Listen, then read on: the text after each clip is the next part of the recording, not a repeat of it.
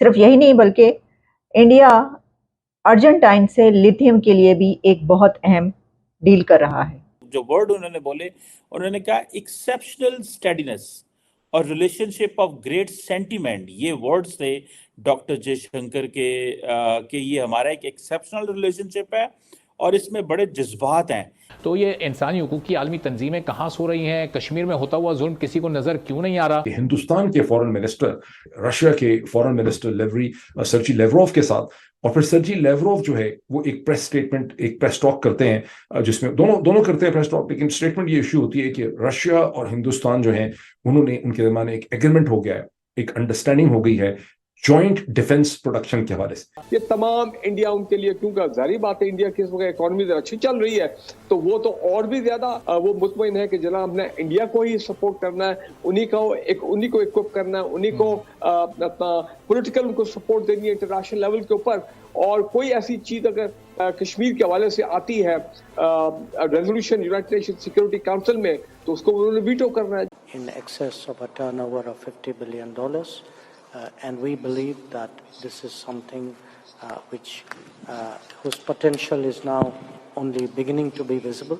Definitely we will be glad to see our dear friend, His Excellency Prime Minister Modi, paying a visit to Russia. तो India वो मुल्क है जो धड़ल्ले से अमेरिका को भी स्पेशल पार्टनर कहता है और रशिया को भी स्पेशल पार्टनर, एक्सेप्शनल पार्टनर कहता है और कह सकता है। किसी और की ऐसी इतनी वो मजालें नहीं होती कि जहां पर इतने खुल के करे या बात की जाए। देखिए पाकिस्तान में जब ये बात की जाती है कि किसका साथ दें, कभी किसी की तरफ टिल्ट रहा, डेकेड्स तक जो है वो अमेरिका के साथ रहे, एड्स लेते रहे, पैसा आता रहा, जंगे लड़ते रहे, मुल्क तोड़ते रहे उनके लिए, लेकिन अचानक से हमें पता चला भाई ये तो गलत हो गया, ये तो बड़ा बड़ा गलत हो गया, भाई क्या हो गया, ये क्या हो गया। तो उसके बाद हमने कहा नहीं, अब ऐसा करो, अब इससे हटके जो अब हमने दूसरी तरफ जाना, फिर हम चाइना के आगे लेट गए और फिर हमने कहा चलो जी अब हम चाइना के गुलाम है और वटेवर। तो वो मुल्क के जो इंडिपेंडेंट रहे, अपनी इंडिपेंडेंट पॉलिसीज बनाए, वो हमें इंडिया नजर आता है। इंडिया, मोदी साहब जब अमेरिका आते हैं तो हाथों हाथ लिया जाता है और कहा जाता है कि यू आर वेरी पॉपुलर और we need your autograph president की तरफ से। और जब ऑस्ट्रेलिया जाते हैं तो कहा जाता है यू आर दी बॉस। और जब अब रशिया डॉक्टर जयशंकर पहुंचे तो वहां पर न्यूक्लियर प्लांट की डील साइन कर ली है। ऐसे लफ्ज इंडिया अमेरिका के लिए इस्तेमाल नहीं करता था साहब। आपने डॉक्टर जयशंकर को कॉन्टिन्यूसली सुना है। How do you see this? America को दिखाने गए हैं, करने गए हैं कि ठीक है आप हमें जो है वो ये हाल ही में जो वाकयात हुए हैं, रशिया के साथ हमारे वैसे ही ताल्लुकात हैं जैसे हैं, हम इनको छोड़ नहीं रहे। This is a messaging which they are giving to us. आपने बिल्कुल सही आइडेंटिफाई किया है। जिस तरीके से हमारे मिलिट्री हेड जो है आसिम मुनीर साहब यहाँ काफी दिन गुजार कर गए हैं, एक तो उसके जवाब में वो गए हैं वहां पे, उन्होंने कहा कि if you are looking for option we are looking for option as well, if you have other choices we have other choices as well. तो एक तो उसका टिट फॉर टैट उन्होंने किया, और दूसरा जो सर्द मोरी पिछले दिनों में दिखाई गई है कनाडा और अमेरिका की तरफ से, जिसका मैं समझता हूं कि it's nothing to do with the Khalistan movement, is to do with many other things. Chinese growth, Chinese grip, Indian diaspora का influence all over the world, ये सारी चीजों पे इस वक्त ना सिर्फ अमेरिका, पूरा वेस्ट जो है परेशान है इस वक्त कि what is happening, what is taking place. देखें जब भी नया कहते हैं ना, when the new kid is on the block होता है तो दूसरे जो बच्चे सारे परेशान हो जाते हैं कि यार ये नवा बंदा आ गया उन्हें।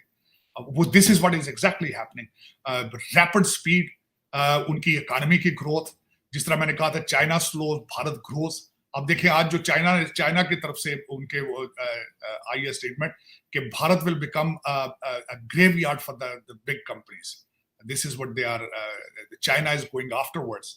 और चाइना खासकर अपना जिस तरीके से उनका लिथियम के ऊपर ऑलमोस्ट मोनोपोली है, India already has started looking for alternates. जिस तरह मैंने आपको बताया कि अर्जेंटीना, बोलिविया और चिली के अंदर जाके वो अपने, और ऑस्ट्रेलिया में पहले ही उनके कॉन्ट्रैक्ट्स हैं एक्सक्लूसिव भारत के।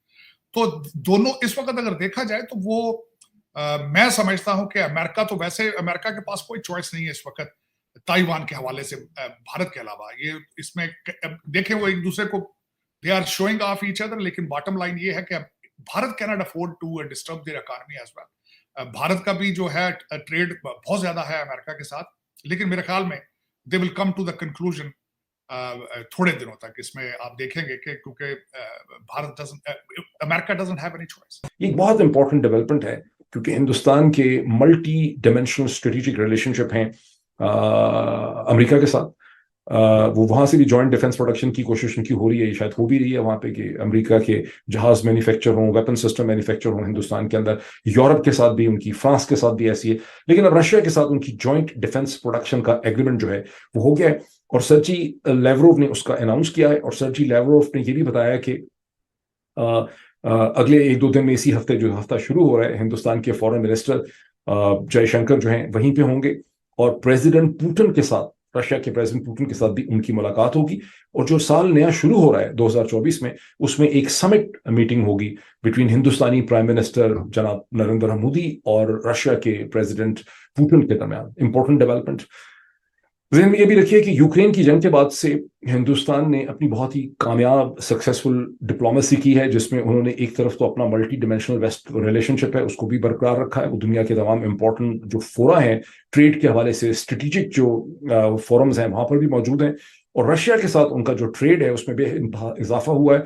रशिया एक कैश स्ट्रैप्ड इकोनॉमी है, मुश्किल में है। उसके ऊपर कभी भी किसी मेजर पावर के ऊपर इंसानी तारीख में इतने बड़े सैंक्शंस नहीं लगाए गए जितने इस वक्त रशिया को सैंक्शंस फेस करने पड़ रहे हैं। ये सैंक्शंस उन सैंक्शंस से ज्यादा डीप और बाइटिंग सैंक्शंस हैं जो यूक्रेन के बाद लगे हैं। जो 1979 की जो रशियन इन्वेजन थी सोवियत यूनियन की अफगानिस्तान की, उसके बाद भी सैंक्शंस लगे थे, लेकिन ये उनसे ज्यादा हार्ड हिटिंग सैंक्शंस हैं। तो एक ऐसा हार्ड हिटेड सैंक्शन ज्यादा रशिया जो है उसके साथ हिंदुस्तान का जो इकोनॉमिक लेवरेज है उसमें बहुत तेजी से इजाफा हुआ है। और जो फिगर्स मैंने देखे हैं कि इस वक्त दोनों का जो बायलैटरल ट्रेड है वो $50 बिलियन का है, जो रशिया के फेवर में है इन द सेंस कि रशिया एक रिसोर्स रिच है और रिसोर्स बेच रहा है अपना तेल और गैस, गैस तो नहीं, तेल दे रहा है हिंदुस्तान को। हिंदुस्तान के जरिए उसका तेल एक्सपोर्ट भी हो रहा है और रशिया की जो डिपेंडेंस है इंडिया के ऊपर वो बढ़ती चली गई।